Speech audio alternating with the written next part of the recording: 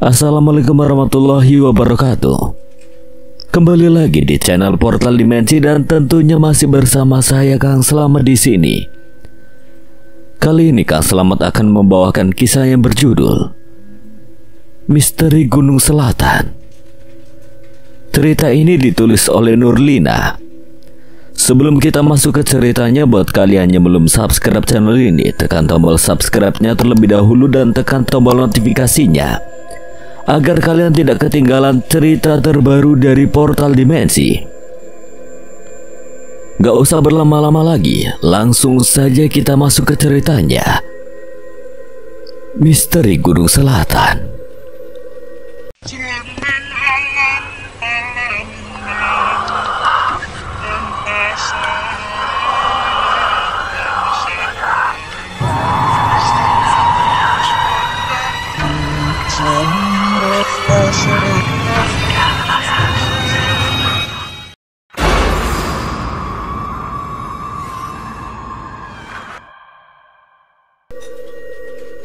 Sabtu pagi, semua berkumpul di sebuah kafe, merencanakan perjalanan liburan bersama. Sudah lama Kino CS tidak berkumpul.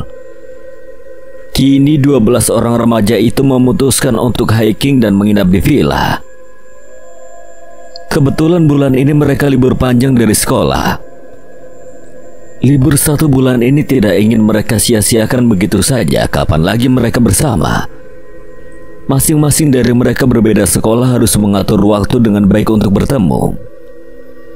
Siang ini jam 9 mereka sudah duduk-duduk santai di kafe meneruskan obrolan kemarin di aplikasi hijau. Jadi gimana rencana gue kemarin? Jadi enggak? Tanya Romi. Ya, memang Romi yang memberikan ide untuk hiking. Romi memang paling senang jalan-jalan, apalagi bermain permainan yang menantang adrenalin. Gimana ya guys? Masa hiking sih, gue lagi ada halangan nih, yang benar aja, ujar Tania yang sebenarnya merasa khawatir. Tenang aja nih ya, lagian bukannya hari ini terakhir lo halangannya. Via memastikan Tania sembari mengusap punggung tangan Tania. Iya, tenang aja, kita cowok-cowok bakal jagain kalian yang cewek. Iya sih, hari ini terakhir. Ya udah deh. Sampai akhirnya ke-12 remaja itu saling menatap dan tertawa kecil kecuali Mirsya. Mereka memang bersahabat dari kecil, 6 orang perempuan dan 6 orang laki-laki. Salah satu dari 6 orang perempuan tersebut adalah anak yang memiliki sixth sense. Mirsya adalah gadis yang periang, namun siapa sangka ia mempunyai indera keenam. Semua teman-temannya tahu itu. Mereka tahu jika Mirsya diam tiba-tiba itu tandanya ada yang tidak beres, karena biasanya Mirsya selalu tersenyum walaupun punya masalah. Hari ini Mirsya tidak bicara sama sekali dari pagi mereka berkumpul. Syah, lu ada apa sih? Kok diam aja? Apa lu ngeliat sesuatu? Tanya Bobby khawatir. Tatapan Mirsya kosong, ia pucat. Entah apa yang ada di pikirannya, namun dari pagi ia belum angkat bicara sama sekali. Mirsya, are you okay? Tanya Meta yang juga mulai khawatir. Biasanya kalau Mirsya kayak gini ada yang gak beres nih. Apa iya semua akan terjadi? Tapi kenapa pikiran gue gak bisa lepas dari villa itu ya? Kenapa sebenarnya villa itu? Apa yang bakal terjadi sama gue dan yang lainnya di villa itu? Mirsya, jangan bengong dong, jangan bikin kita khawatir. Anggi yang sekarang bicara. Apa gue harus bilang ini ke anak-anak ya? Tapi gue gak mau bikin mereka kecewa. Apalagi gue gak lihat masalah apapun yang akan terjadi di sana. Yang gue lihat cuma villa itu aja. Gak deh, gue simpen aja. Hei Mirsya. Syah, lu kenapa sih Syah? Mirsya sehat? Gue gak apa-apa kok. I'm okay. Cuma gak enak badan aja. Jadi gimana? Kita hiking kemana nih? Jadi kan? Mirsya yang tiba-tiba berubah menjadi antusias membuat teman-temannya bernapas lega. Kita ke Gunung Selatan, kuy. Tapi kan Nos, gunung itu udah bertahun-tahun gak didaki orang. Yakin kita ke sana? Fanny dan Meta mulai berbicara. Mereka berdua menatap teman-teman yang lain. Ayolah, kita kan gak ada yang penakut. Cuma karena gak didaki sama orang bertahun-tahun, masa kita gak ke sana? Kita ke sana biar orang ikut ke sana. Lagian juga Mirsya gak punya firasat apa-apa kok. Ya kan, Syah? Enggak kok, guys. Kita bismillah aja.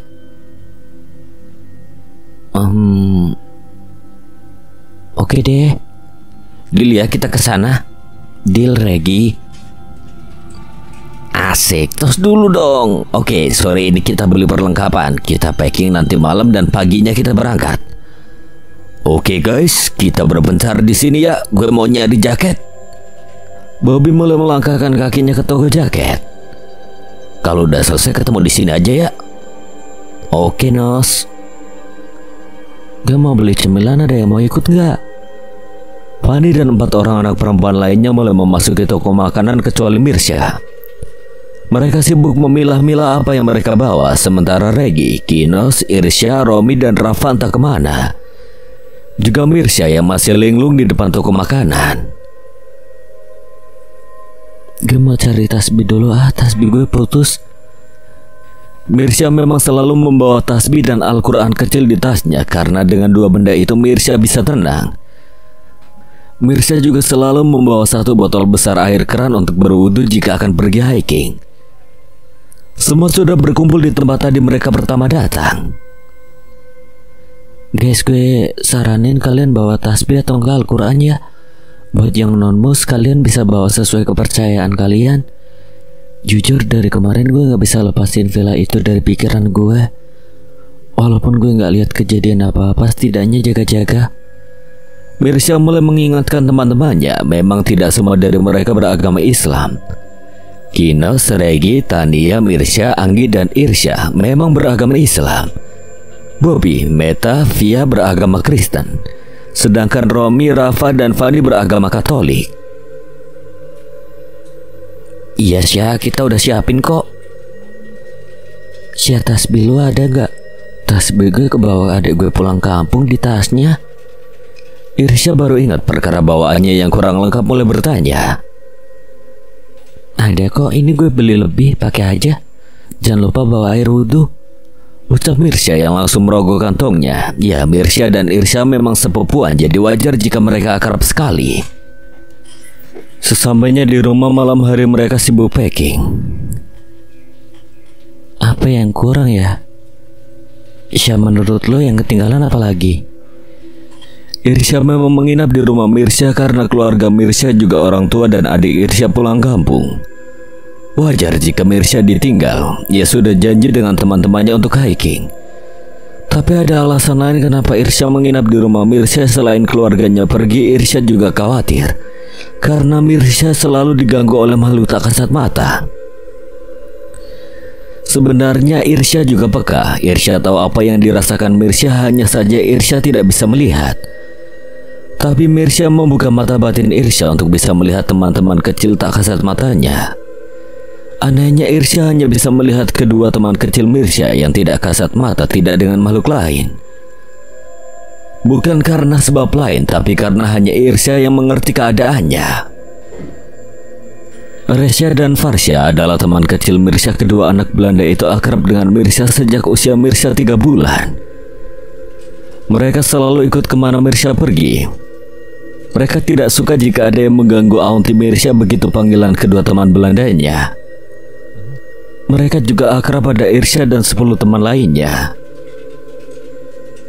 Entah kebetulan atau memang sengaja, nama mereka berempat hampir sama.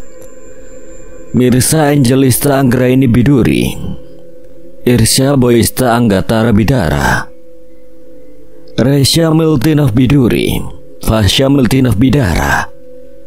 Fasya dan Resya juga sepupuan, umur mereka sama, begitu juga Mirsya dan Irsya. Mirsya dan Irsya pernah bertanya pada almarhum neneknya tentang kedua anak Belanda tersebut. Neneknya mengatakan bahwa dulu sekali saat zaman penjajahan Uyut kalian menikah dengan orang Belanda, sampai akhirnya orang Belanda tersebut ditembak mati karena dianggap pengkhianat. Di saat umur Fasya dan Reza masih 5 tahun, entah bagaimana mereka bertahan di zaman penjajahan. Lalu nama mereka berdua itu nenek yang berikan, karena nenek sedih jika mengingat itu. Makanya nama mereka berempat hampir sama. Udah masukin tasbihnya, Quran, isi botol sana buat wudhu. Astagfirullah, lupa tasbih. Quran udah, air udah.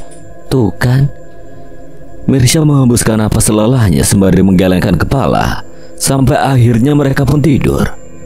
Tiba-tiba, nah, jaga semua temanmu, hanya kamu yang mampu menghadapi semuanya. Irsya dan 2 teman kecilmu akan membantu. Nenek akan datang jika kamu benar-benar dalam kesulitan. dan Nenek, Syah, lu kenapa? tanya Irsya yang tiba-tiba terbangun karena mendengar teriakan Mirsya. Apa ini? Nenek datang ke mimpiku. Nenek bilang gue harus handle semuanya. Anak-anak itu tanggung jawab gue dan lo. Resya dan Fasya yang bakal bantu dan nenek bakal datang nolongin kita. Kalau kita benar-benar kesulitan ngadepinya. Pertanda apa ini, Syah? Pasti 3 hari ke depan bakal banyak kejadian aneh, gue yakin itu. Tunggu. Irsya mengambil handphonenya dan mulai membuka grup chatnya. Pagi ini sehabis sholat subuh mereka berkumpul di depan rumah Regi. Sementara anak laki-laki itu memanaskan mobil yang akan dipakai, anak perempuan menyiapkan makanan untuk sarapan. Guys, makan dulu sini. Fani teriak dari teras rumah membuat semua anak laki-laki tersebut menghampirinya. Nih sarapan dulu dong, abis manasin mobil kan? Abis ngecek-ngecek mobil kan? Pasti capek. Tania langsung mengambilkan nasi ke piring teman-temannya, sementara Meta, Anggi, dan Via menyiapkan bekal untuk teman-temannya karena mereka sudah makan terlebih dahulu. Sehabis sarapan, ke-6 laki-laki itu langsung memasukkan barang bawaan ke mobil. 2 mobil jeep akan digunakan hari ini. Oke, udah masuk semua, sekarang kita berdoa dulu, guys. Pimpin, Syah. Oke teman-teman, sebelum memulai perjalanan ada baiknya kita berdoa terlebih dahulu agar selamat sampai tujuan. Amin. Tidak ada kendala apapun, biar kita sehat terus sampai pulang dan berdoa menurut agama dan keyakinan masing-masing di dalam hati. Mulai. Mereka mulai berdoa jika Kinos, Regi, Tania, Mirsya, Anggi, dan Irsya mengangkat dan membuka kedua tangannya untuk berdoa. Sementara Bobby, Meta, Via mengepalkan tangannya dan juga Romi, Rafa, dan Fani yang menempelkan kedua telapak tangannya masing-masing. Semua mulai berdoa di dalam hati. Guys, jangan lupa dong. Adventure Squad berangkat. Perjalanan dimulai. Kini waktu menunjukkan pukul 9 pagi. Mereka sudah berada di jalan raya yang padat, macet-macetan hampir 1 jam. Duh elah, pakai acara macet lagi, pasti kita sampai malam nih. Ujar Kinos yang sedang menyetir mobil. Ya, mereka dibagi 2 karena jumlahnya terlalu banyak. Kini Kinos, Rafa, Bobby, Anggi, Tania, dan Fani berada di mobil jeep berwarna biru dongker. Sementara Regi, Irsya, Romi, Via, Meta, dan Mirsya di mobil jeep berwarna hijau army. Kini mobil mereka bersebelahan jadi mereka bisa berbincang sebentar. Kapan macetnya beres? Ujar Regi yang juga menyetir mobilnya mulai mengeluh karena macet tak kunjung usai. 2 jam berlalu, mereka masih di jalan raya. Kini waktu menunjukkan pukul 11 siang. 2 jam terjebak bukan waktu yang sebentar. Mereka masih harus melanjutkan perjalanan ke desa. Waktu menunjukkan pukul 3. Mereka masih di desa ke arah gunung tersebut. Tapi sedari tadi, entah mengapa mereka tidak menemukan jalan keluar. Selalu saja ada hambatan, semisal di perjalanan tadi ada orang kecelakaan, tidak ada orang di sana, mereka harus menolong membawa ke rumah sakit. Waktu menunjukkan pukul 10 malam, mereka masih berkeliling di desa, entah bagaimana desa itu tidak ada jalan keluar kah? Sampai akhirnya mereka bertanya pada salah satu warga desa yang kebetulan lewat. Pak, maaf mau nanya, ini jalan ke arah Gunung Selatan di mana ya? Kok kita nggak nemuin jalan keluar dari tadi? Gunung Selatan, untuk apa kalian ke sana? Kami mau nginep di Villa Selatan, Pak. Kami mau liburan. Villa Selatan?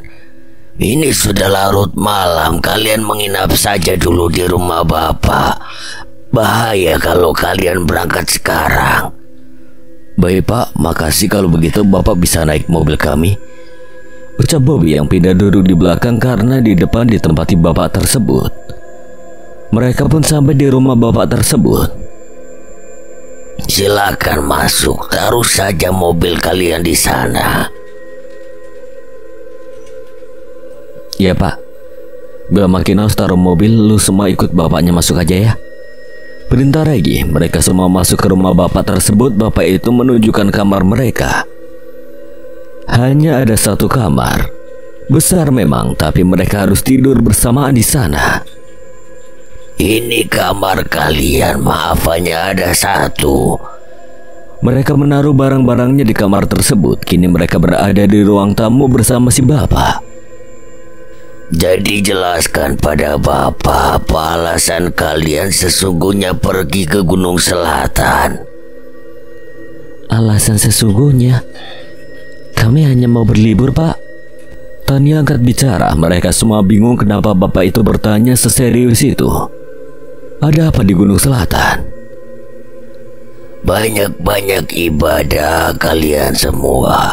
Hanya ahli ibadah yang selamat pulang dari Gunung Selatan. Alhamdulillah Pak, kami tidak pernah meninggalkan sholat. Walau ada di antara kami yang berbeda agama, mereka tetap ibadah kok Pak.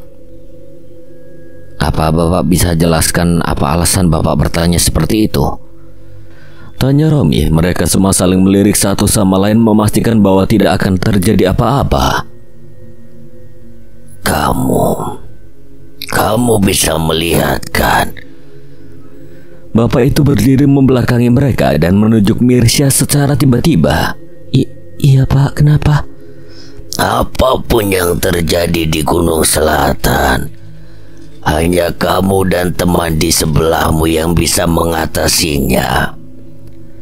Semua temanmu tanggung jawab kamu. Bantuan akan datang jika kamu benar-benar dalam kesulitan.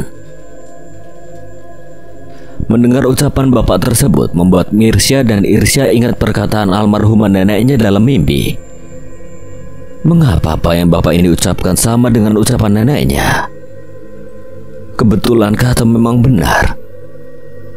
Mereka masih saling memandang satu sama lain. Masing-masing mereka berpikir apa yang akan terjadi. Positive thinking guys. Apapun yang terjadi kita berdoa. Apa sebaiknya kita pulang aja? Tania mulai gelisah. Yang mencengkeram erat tangan Fia dan Fani.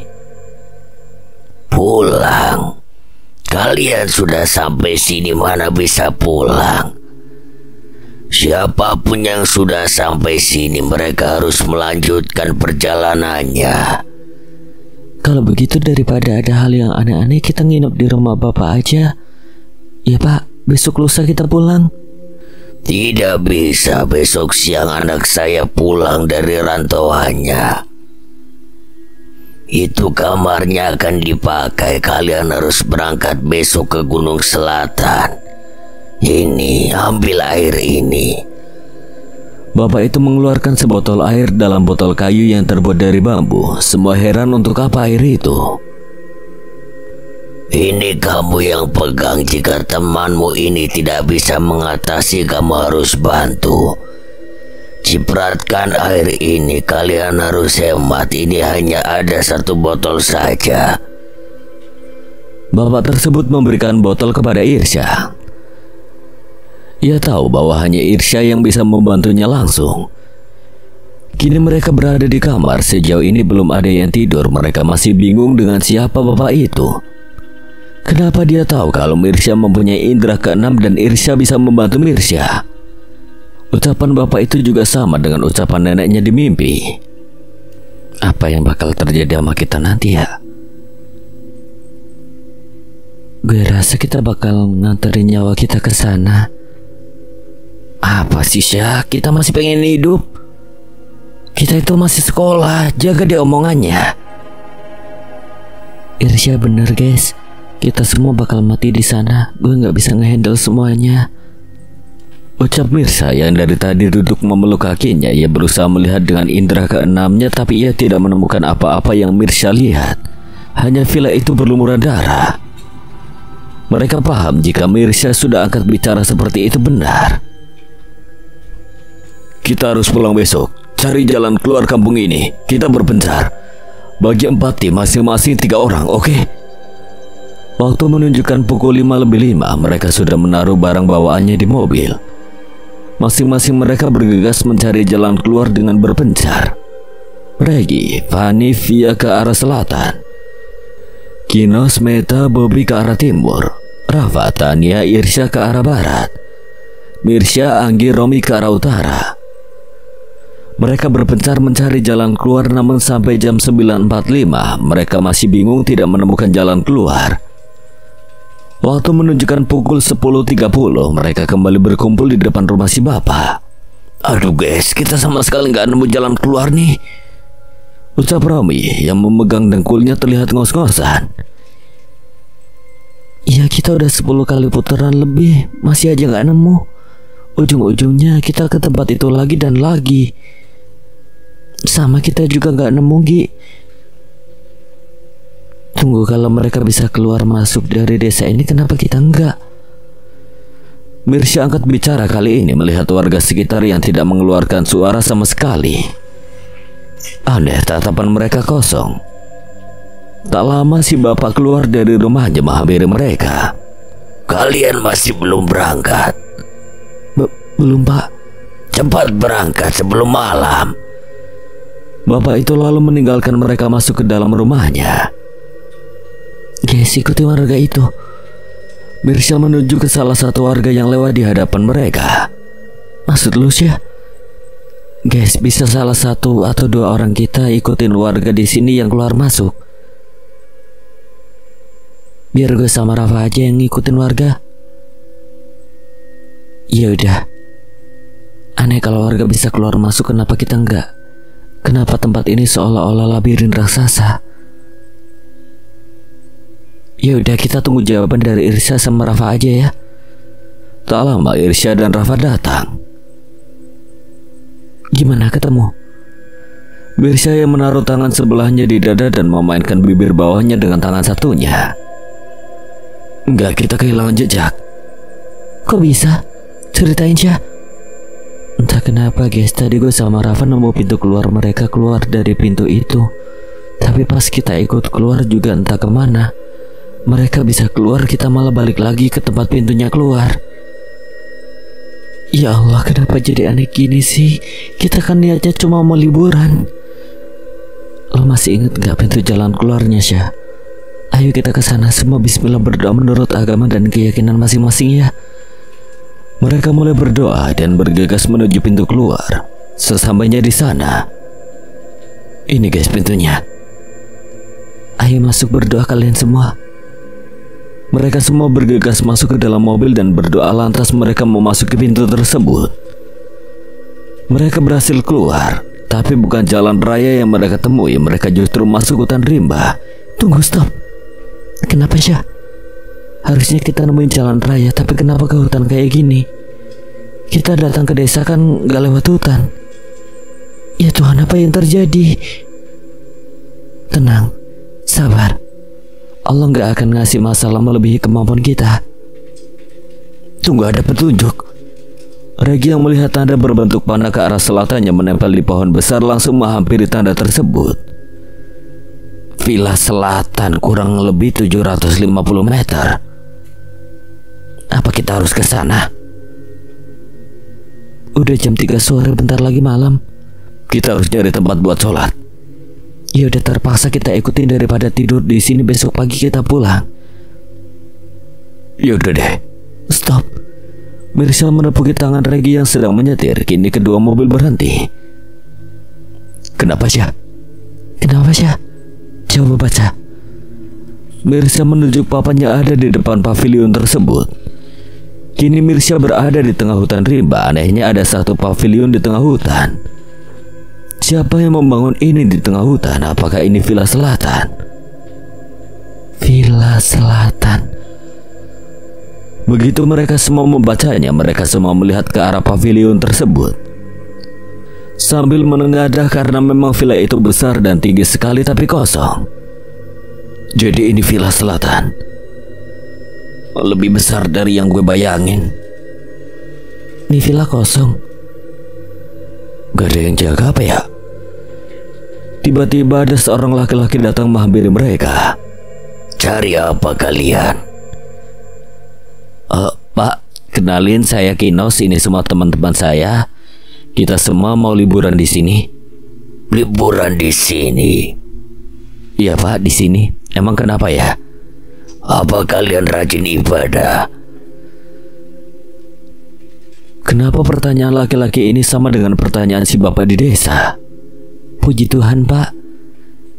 Si laki-laki itu kelihatan bingung dengan ucapan Via. Mereka pun bingung dari mana si laki-laki itu muncul. Maaf Pak, kita di sini gak semuanya muslim, tapi alhamdulillah kalau masalah ibadah lancar. Ya sudah, kalian masuk. Saya yang jaga villa di sini, rumah saya di belakang. Villa tidak jauh dari sini, nama saya Toto. Mereka pun masuk ke villa setelah memarkirkan mobil. Entahlah, suasana villa tidak seseram yang mereka bayangkan. Semua melihat ke Mirsya, apa Mirsya berbohong. Tapi tidak mungkin jika Mirsya berbohong, ia pasti langsung muntah darah, tapi ini tidak. Untungnya semua paham jika Mirsya mengatakannya sebenarnya. Mereka meminta izin untuk sholat asar dan ibadah. Si laki-laki itu menunggu di ruang tamu. Selesai beribadah, mereka langsung menemui si laki-laki itu lagi. Dari mana kalian tahu villa ini?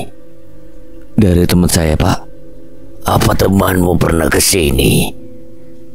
Pernah, Pak. Dia bersama temannya, 2 orang menginap di sini, tapi 1 teman perempuannya mati. Semua bergidik ngeri mendengar ucapan Kinos. Perempuan, rambutnya sebau. Mungkin, Pak. Ya, itu saya yang menguburkan dengan tangan saya sendiri. Tidak ada satupun yang bertanggung jawab, padahal mereka berdua laki-laki. Semua syok mendengar ucapan laki-laki tersebut. Apa salah satu dari mereka juga akan seperti itu? Kemarin kami dari desa dekat villa ini, kami tidak bisa keluar dari sana. Tapi ada salah satu warga yang bilang kalau mau ke Gunung Selatan dan sudah sampai desa itu berarti tidak bisa balik lagi. Ya memang seperti itulah, beruntung kalian datang dengan jumlah genap. Siapapun orang yang datang ke sini dengan jumlah ganjil, pasti salah satunya meninggal. Dan tolong jaga ucapan kalian, jaga kebersihan, jangan ganggu mereka. Laki-laki itu melirik ke satu kamar yang ada di sebelah ruang tamu tersebut. Entah ada apa di kamar itu. Kamar itu terkunci rapat dengan gemboknya bahkan dirantai. Mereka. Iya, mereka. Siapapun kalian, punya ilmu apapun kalian, jangan pernah buka pintu itu jika kalian ingin pulang dengan selamat. Pak, boleh antarkan kami melihat-lihat villa ini? Ayo silakan. Maaf Pak, ini makam siapa? Sesampainya di belakang villa, mereka melihat satu buah makam yang di atasnya ada taburan bunga, kelihatannya masih baru. Itu makam anak saya. Yang di sebelahnya makam teman perempuan temanmu. Ya Tuhan. Rafa yang menggigit bibirnya hanya bisa diam terpaku. Ternyata tidak hanya ada 2 makam, tapi masih banyak yang lain. Kalau begitu Bapak tinggal. Baik Pak. Silakan istirahat. Mereka sudah menaruh barang masing-masing. Mirsya yang memakai tote bag menyimpan Al-Quran dan tasbihnya di situ, juga air yang diberi oleh si bapak. Kini mereka sedang minum teh hangat beristirahat sejenak. Waktu menunjukkan pukul 4:45. Mandi guys, gue habis mandi nih. Irsya keluar dari kamar mandi dengan rambut basah dan menghampiri teman-temannya. Mereka mandi bergantian. Sambil menunggu waktu sholat maghrib, mereka menonton TV di ruang tamu. Maghrib pun tiba. Waktunya mereka melakukan ibadah sesuai agama masing-masing. Mereka kembali berkumpul di ruang tamu. Guys, gue heran apa yang ada di balik kamar itu ya. Siapapun kita, punya ilmu apapun kita, jangan pernah buka kamar itu. Kita harus pulang dengan selamat. Emangnya ada apa sih? Iya, penasaran deh. Ada yang mau buka? Maksudnya Pak Toto bilang gitu apa ya? Menurut lu, Syah? Irsya bertanya pada Mirsya yang sedang duduk mengepalkan tangannya dan menunduk. Namun Mirsya tidak menggubris perkataan teman-temannya. Mirsya tetap saja bungkam. Syah, lu lagi ngeliatin apa? Ia memegang tangan Mirsya yang mengepal, namun tiba-tiba mata Mirsya berkaca-kaca. Semua temannya panik. Ada apa dengan Mirsya? Kenapa tiba-tiba menangis? Air mata mulai bercucuran, membuat teman-temannya panik dan mulai bertanya-tanya. Syah, lu kenapa? Jangan bikin panik dong. Syah, Mirsya, jangan ke bawah-bawah, Semua panik bukan kepalang sampai akhirnya Mirsya bungkam. Kasihan mereka semua, sadis. Pembantaian kamar sebelah, apa salah mereka? Siapa pelakunya? Ucapan Mirsya membuat teman-temannya langsung melirik kepada kamar yang terkunci rapat. Maksud lu kamar yang terkunci itu? Kamar yang dilarang kita masukin sama Pak Toto? Ya, mereka semua dibantai di situ. Siapa sebenarnya Pak Toto? Pak Toto? Maksud lu, Syah? Ke bawa-bawa Pak Toto sih? Kenapa ke dia ya? Mirsya masih menangis terisak-isak. Tangisannya makin dalam, rintihannya makin kuat. Tubuhnya gemetar. Mirsya merasakan apa yang mereka rasakan. Sedih, dingin, sakit, kesal, semuanya bercampur aduk. Tapi kenapa mereka ada di satu ruangan saja? Menjelang tengah malam mereka memasuki kamar masing-masing. Ada 4 kamar di sini, masing-masing kamar diisi 3 orang. Kamar utama ada Regi, Irsya dan Rafa.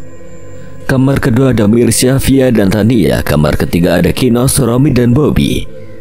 Kamar terakhir ada Anggi, Meta dan Fani.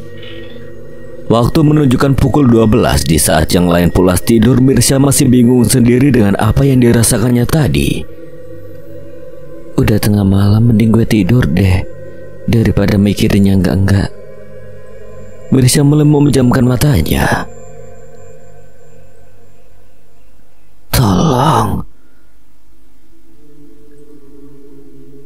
Tolong saya. Saya tidak tahu apa-apa. Apa salah saya? Kenapa saya di sini?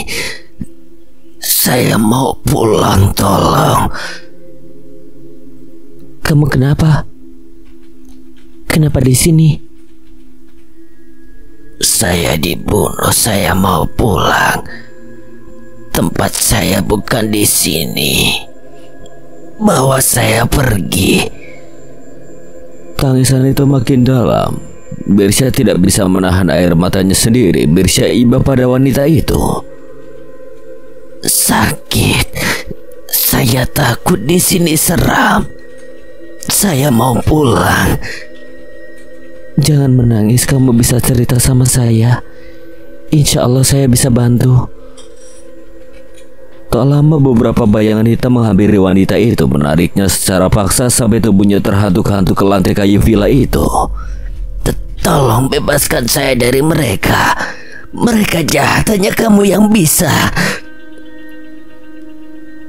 Tunggu, jangan bawa wanita itu.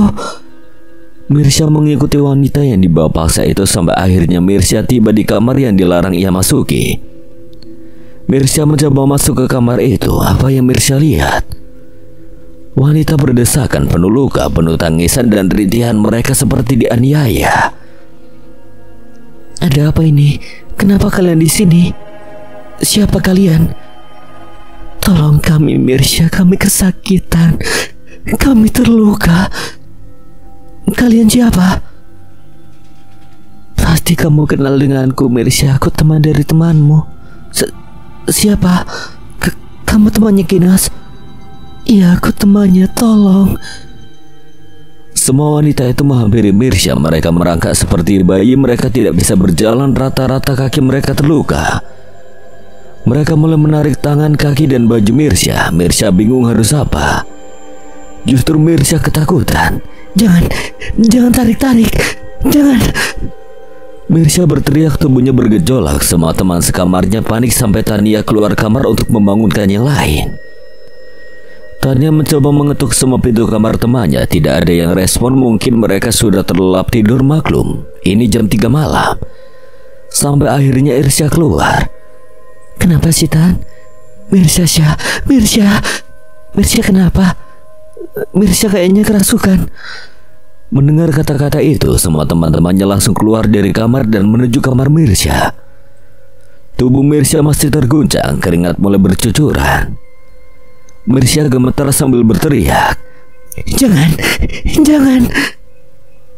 Semuanya panik bukan kepalang. Kenapa Mirsya seperti ini? Firasat apa yang Mirsya dapat? Kak Irsya, Aunty kenapa seperti itu?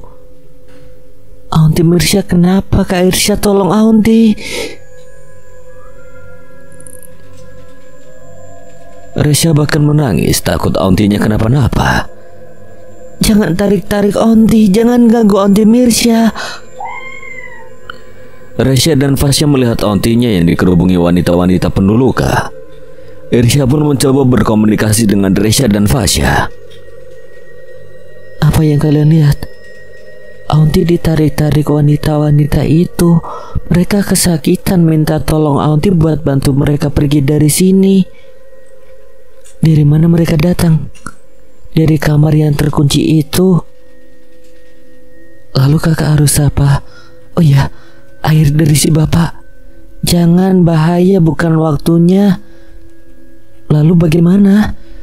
Kakak berwudu saja, lalu ambil air segelas, bacakan doa, lalu cipratkan air itu ke Aunty. Mendengar apa yang dikatakan teman kecil, Irsya langsung bergegas berwudu dan mengambil air. Shalom, mau kemana? Kalian berdoa aja dulu, gue mau ambil bantuan. Air yang dikasih bapak? Jangan sekali-kali kalian pakai itu, bukan waktunya. Ya udah. Irsya bergegas mengambil wudhu dan air segelas. Irsya datang dan mulai membacakan doa, sementara yang lain berusaha mengguncang tubuh Mirsya agar sadar. Irsya menyingkirkan tangan teman-temannya yang menghalanginya. Irsya mulai menyipratkan air itu perlahan. Mirsya mulai tenang. Tidak lama Mirsya sadar. Alhamdulillah sadar juga. Saya minum dulu ya. Tenang dulu, kalau udah tenang baru cerita ya. Jangan kemana-mana, di sini aja ya, jangan tinggalin gue. Iya Syah, kita di sini kok.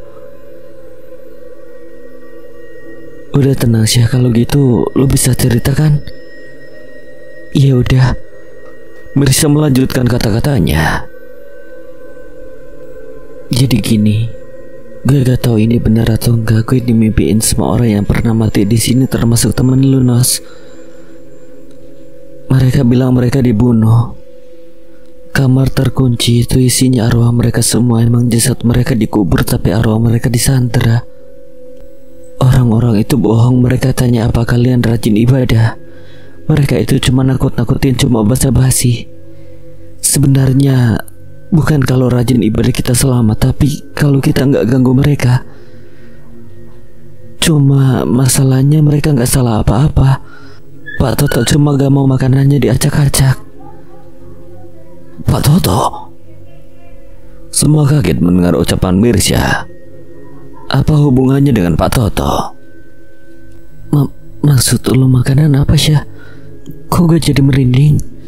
Ujar Anggi yang bergidik ngeri mendengar ucapan Mirsya sembari memegang tangan Via. Mirsya mengangguk. Jadi Pak Toto itu? Iya, Pak Toto pembunuhnya. Pernyataan Mirsya membuat semua teman-temannya bergidik ngeri dan memandang satu sama lain. Mirsya tidak berbohong, buktinya ia tidak muntah darah. Astagfirullahaladzim. Ya Tuhan, gak nyangka. Semua teman-temannya berusaha menenangkan diri.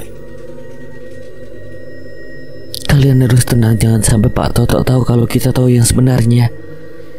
Jangan bikin dia curiga. Kita waspada, masih ada 2 hari ke depan. Jangan tinggalin barang penting kalian. Jangan bengong. Ada waktu buat bebasin mereka. Bantu gue pakai doa. Irsya, Fasya, Resya, kalian bantu Mirsya ya, karena cuma kalian yang bisa bantu Mirsya. Irsya mengangguk, begitu juga kedua teman kecil Mirsya yang tidak kasat mata. Waktu menunjukkan pukul 4.50. Di antara mereka tidak ada satupun yang tidur, semua berkumpul di kamar Mirsya, menjaga Mirsya yang pikirannya sedang bergulat dengan indera keenamnya. Satu-satu dari mereka mulai mandi dan ibadah. Kinos, Regi, Tania, Mirsya, Anggi dan Irsya, mereka mulai sholat berjamaah, sedangkan yang lain sibuk ibadah masing-masing di pagi ini. Seusai mandi dan sholat, mereka mulai sarapan. Untungnya ada dapur di sana. Mereka juga membawa makanan mentah untuk dimasak. Ketika anak perempuan sibuk memasak, yang laki-laki sibuk membereskan villa, Mirsya hanya termangu di teras. Wajahnya pucat, pikirannya kosong. Hanya ada kamar di pikirannya. Tatapannya pun kosong. Seketika Bobby menghampiri Mirsya yang berada di teras. Syah, Iya, ada apa? lu kok bengong aja sih? Kan semalam udah diwanti-wanti jangan kebanyakan ngelamun. Takut lu hanyut sama pikiran lu dan justru lu yang kebawa mereka. Bobby berdiri di sebelah Mirsya sembari mengepalkan kedua tangannya dan menempelkan di teralis kayu. Iya, gimana ya? Sumpah demi apapun gue gak nyangka kalau Pak Toto pembunuhnya. Dan asal lu tahu, Bob, di penglihatan gue Pak Toto bukan manusia. Mendengar ucapan Mirsya, Bobby menegang langsung. Ia tidak menyangka bahwa orang yang baru dikenalnya bukan manusia. Maksud lu dia hantu? Iya, lebih tepat lagi dia jin yang menjelma. Coba lu baca doa sesuai kepercayaan lu di sekitar dia. Gue yakin dia bakal ngeluarin gelagat aneh. Tapi ingat ucapan gue, jangan bikin dia curiga. Guys, makanan siap. Teriak Meta dari dapur terdengar sampai teras. Mereka pun mulai sarapan. Setelah sarapan mereka bersantai berbincang di halaman, tetapi Mirsya masih di dalam. Kalian duluan, nanti gue nyusul, ucap Mirsya yang masih menonton TV. Ya udah, lu baik-baik di dalam. Kita keluar di teras, di taman sih lebih tepatnya. Iya, tenang. Tak lama Mirsya menyusul teman-temannya. Ternyata Irsya juga masih di dalam menghabiskan makanan yang tersisa. Isya agak turun. Baru mau turun. Ayo. Belum sampai di taman, Mirsya sudah meringis kesakitan. Memegang kepala belakangnya, untung ada Irsya di sampingnya. Sakit. Syah, sadar Syah, jangan ke bawah, jangan ke bawah. Ayo balik-balik. Gue di sini. Irsya berusaha menyadarkan Mirsya yang tergeletak kesakitan di tanah dengan menepuki pipi cabi Mirsya. Mirsya masih mengeram, badannya panas. Bibirnya bergetar, matanya membulat. Pergi. Syah, Mirsya kenapa? Teman-teman Mirsya panik bukan kepalang melihat Mirsya yang mengeram dan merintih kesakitan. Semua teman-temannya memanggilnya, namun hanya menjadi bayangan di mata Mirsya. Mata Mirsya seketika tertutup. Cahaya meredup dari matanya. Mirsya melemas pingsan. Temanmu ini diserang makhluk tak kasat mata. Untung saja ada saya. Pernyataan Pak Toto membuat Irsya bingung. Bukankah makhluk tak kasat mata di sini adalah korban Pak Toto? Mereka hanya mengangguk. Mereka tahu bahwa Pak Toto berpura-pura. Kalau begitu saya tinggal. Mirsya sudah sadar dari pingsannya. Alhamdulillah, akhirnya lu sadar juga. Kinas memegang bahu Mirsya. Mirsya meraba tote bagnya. Ada benda yang hilang. Tasbih dan air yang diberi si bapak di desa hilang. Tunggu. Ada apa Syah, kenapa? Ada yang salah. Tasbih air si bapak. Tasbih gue hilang, air dari si bapak juga. Kok bisa, ya ampun, terus gimana? Lupa naruh kali Syah. Keselip kali, coba buka lagi. Pak Toto, Mirsya melirik ke arah luar pintu kamarnya diikuti dengan semua temannya. Pak Toto, ya, Pak Toto yang ambil. Iya, Pak Toto nyuri benda pentingnya. Semua anak laki-laki langsung keluar mengejar Pak Toto, sementara anak perempuan hanya menunggu dan berharap barang itu dapat kembali. Aduh, Syah, gimana ini? Waduh, kok gini sih? Itu kan benda penting. Kalian nyari ini. Pak Toto tersenyum sinis ke arah para anak laki-laki yang mengejarnya sembari memainkan barang penting milik Mirsya. Pak, balikin tasbih Mirsya. Airnya juga. Seenaknya saja. Kalau kalian punya ini, saya akan lenyap. Guys, gue ingat yang dibilang Mirsya. Apa? Bilang apa? Mirsya bilang Pak Toto bukan manusia. Bisa dibilang Pak Toto itu jelmaan jin. Mirsya bilang coba baca doa menurut keyakinan kalian di sekitar Pak Toto. Pasti dia nunjukin gelar kencang aneh. Mirsya gak muntah darah kan? Enggak, Mirsya jujur. Coba ya. Bismillah. Mereka mulai membaca doa sesuai keyakinan masing-masing. Anehnya tidak ada reaksi dari Pak Toto. Baca apa kalian, gak akan mempan. Benda ini ada di saya. Mau komat kami selama apapun gak akan berguna. Gimana caranya? Kita harus rebut tasbih sama airnya. Kita susun rencana malam ini. Jangan, tolong. Pergi, Mirsya capek. Mirsya akan bantu kalian, tapi jangan kayak gini caranya. Mirsya janji bantu, tapi gak gini. Mirsyanya capek. Mirsya, ya ampun, Mirsya kenapa? Mirsya masih memegang kepalanya, tubuhnya panas, mukanya memerah dan mulai mengeluarkan air mata. Mirsya merintih kesakitan. Pak Toto udah pergi, Syah. Mirsya sadar, namun nafasnya masih terengah-engah karena sudah beberapa hari terakhir ini Mirsya sering teriak-teriak. Istighfar, Syah. Gak harus buka kamar itu. Pak Toto harus tanggung jawab. Mereka semua gak tenang karena Pak Toto. 6 orang cari Pak Toto, 6 orang bantu gue buka kamar itu. Tolong. Oke, gue, Kinos, Rafa, Via, Tania, Anggi cari Pak Toto. Sisanya coba buka kamar ya. Kita coba. Malam ini istirahat dulu. Selalu baik-baik di sini. Kalian jaga Mirsya ya. Iya, bismillah. Mereka mulai terlelap dalam tidurnya masing-masing, tak terkecuali Mirsya. Pagi ini seusai ibadah dan sarapan, Mirsya mulai membagi tugas pada teman-temannya. Irsya, Via, Tania cari di luar. Kinos, Anggi, Rafa cari di sekitaran villa. Ingat, kontak jangan sampai putus. Kita harus terus komunikasi. Romi, Meta, Fani cari kunci gembok ini. Gue, Bobby sama Regi coba dobrak pintu kamar. Dan jangan lupa barang penting kalian masukin ke tote bag. Ingat, komunikasi. Mereka bergegas mengerjakan tugas masing-masing.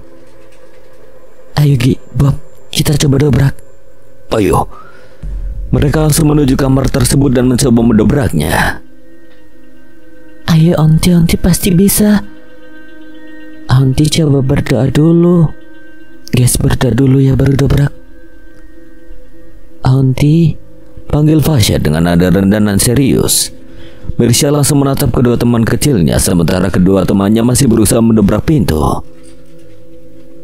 Kenapa? Itu tulisan apa di kuncinya?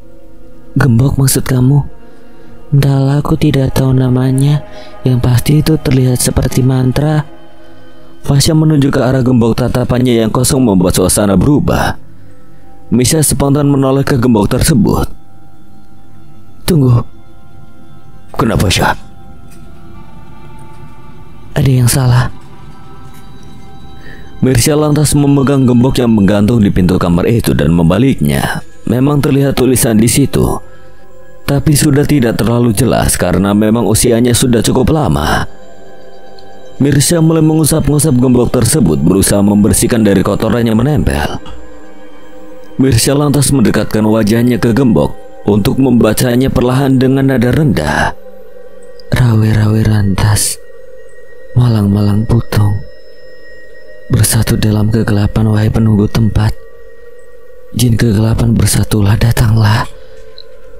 Begitu mantranya dibacakan, suara benda keras jatuh terdengar begitu kencang. Mereka menoleh spontan ke arah vas bunga keramik yang hancur berkeping-keping di lorong pavilion. Villa mulai bergetar, padahal tidak ada gempa bumi di sana. Mereka saling berpegangan. Villa tidak bergetar lagi, namun suasana mulai memanas. Hawa mulai tidak enak, merinding menjalar ke seluruh tubuh. Kegelapan mulai menyelimuti. Barang-barang mulai berjatuhan satu persatu. Tunggu, ada satu mantra lagi yang belum dibaca. Cincong, pocong kembar. Setan penasaran keliling mencari mangsa. Kuntilanak terbang ke dalam raga.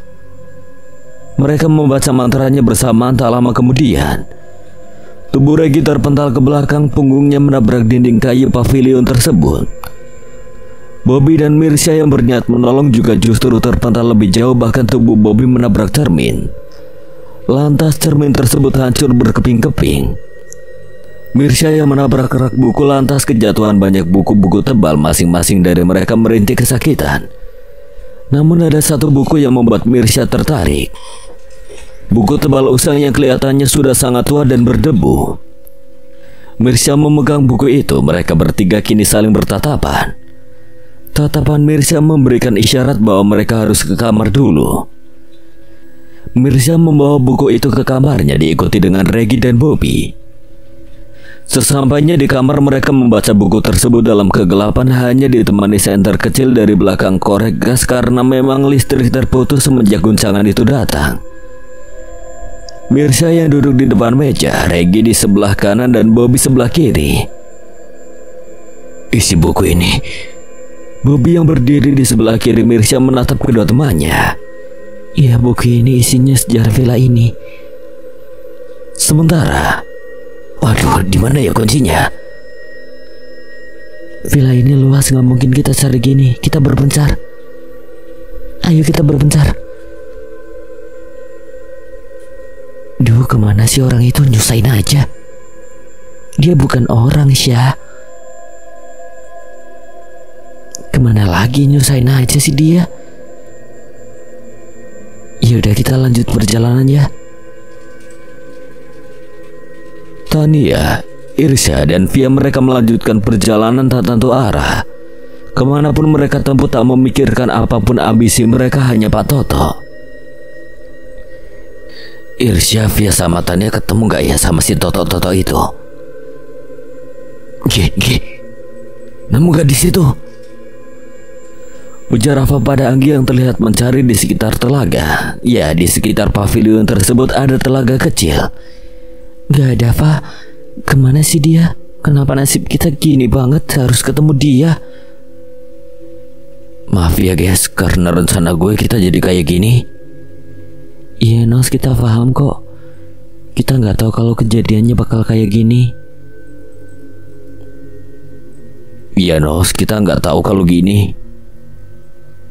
Mirsya meletakkan buku tersebut di atas meja dan meniup debu di buku. Mirsya lantas membuka buku tebal itu. Di halaman pertama tidak ada satupun tulisan, hanya kertas kosong. Hingga mereka sampai di halaman paling tengah, halaman 550. Ya, buku itu memiliki 1100 halaman. Ada tulisan kecil di pojok lembaran kertas usang tersebut. Tulisannya sangat kecil hingga mereka perlu mendekatkan mata dan senter pada tulisan. Biar gue baca, Syah. Buku ini hanya dapat dilihat dengan mata batin. Tapi tidak semua orang yang punya mata batin bisa membacanya. Jika kalian ingin membacanya tanpa penglihatan mata batin, kalian perlu air suci untuk membacanya.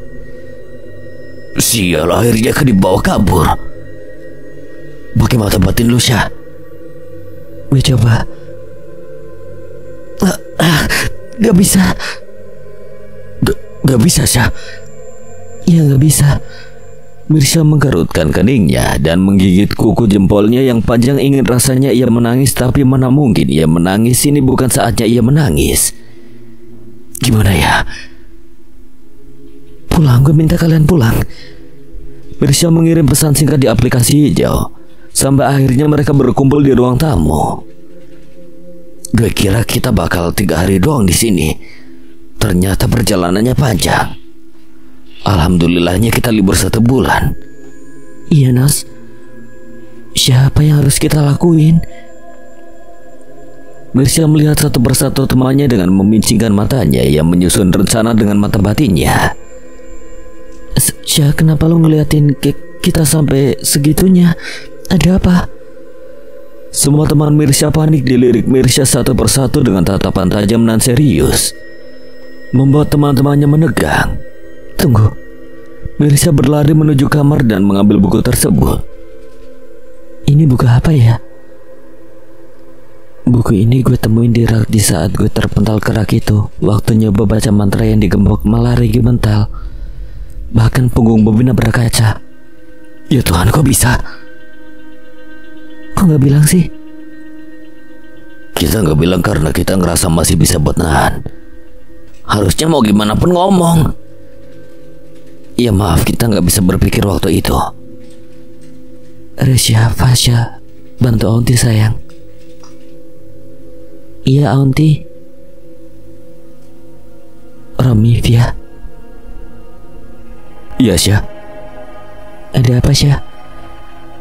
Tolong masukin Fasya dan Lovi, tolong masukin Resya ya.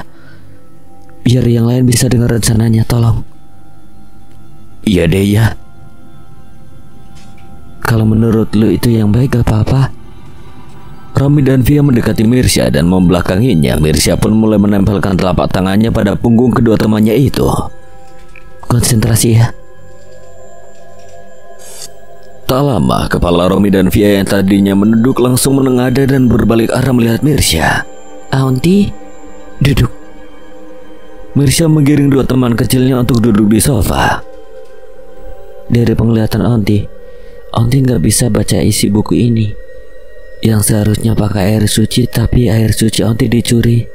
Setelah Aunty bertelepati sama Eyang bilang kalian berdua yang bisa baca.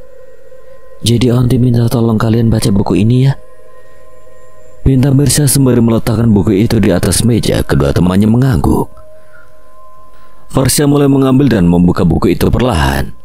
Mata kedua teman kecilnya itu tak disangka langsung memicing. Mereka berdua kaget ketika membaca buku di halaman pertama tersebut. Apa yang kalian lihat?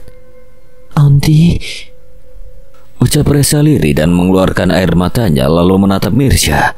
Resya kenapa?